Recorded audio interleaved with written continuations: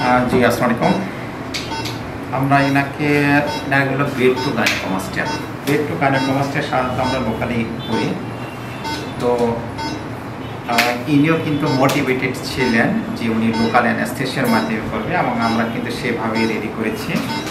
তো আমরা যেটা বলছিলাম যে অনেক সময় কিন্তু পেশেন্ট নিজ থেকে বলে যে আমি লোকাল অ্যানেস্থেশিয়ার মাধ্যমে করবো, বিশেষ করে যারা একটু সাহসী থাকে, কিন্তু পরক্ষণে কিন্তু লোক ভয় পেয়ে যায়। তেমনইভাবে এখন উনি বলতেছে যে ওনাকে অজ্ঞানকরি করার জন্য, নাকি তাই তো?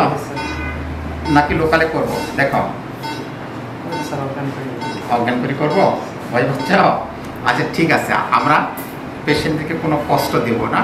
উনি এখন তার সিদ্ধান্ত চেঞ্জ করেছে যে উনি অজ্ঞান দিয়ে করবে, সুতরাং আমরা অজ্ঞান দিয়ে করবো। ঠিক আছে স্যার, আপনি হলো প্রিপেয়ার্ড, আপনি হলো অজ্ঞানের ব্যবস্থা করেন। হ্যাঁ ঠিক আছে, তাহলে কোনো ব্যথাটা তাও কোনো কিছুই পাওয়া যায়। ঠিক আছে,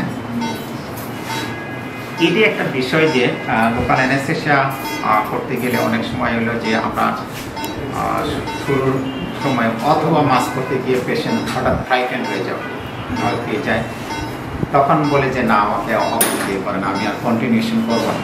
সেই ক্ষেত্রে কিন্তু শুধুই মাত্র যারা লোকাল অ্যানেস্থেশিয়ার উপর নির্ভরশীল, তখন কিন্তু আসলে একটা বিপদের সময়।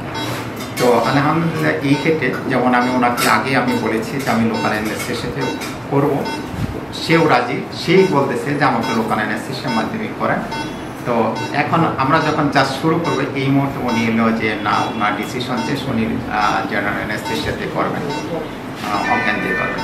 তো যেহেতু আমাদের অ্যানেস্থেসিস্ট আছেন, অজ্ঞানের স্যার আলাদা আছেন, তো অজ্ঞানের স্যার যেহেতু আছেন, সুতরাং আমরা তাৎক্ষণিকভাবে ডিসিশন নিয়েছি, ঠিক আছে উনি যেটা চাচ্ছেন সেটি আমরা করব।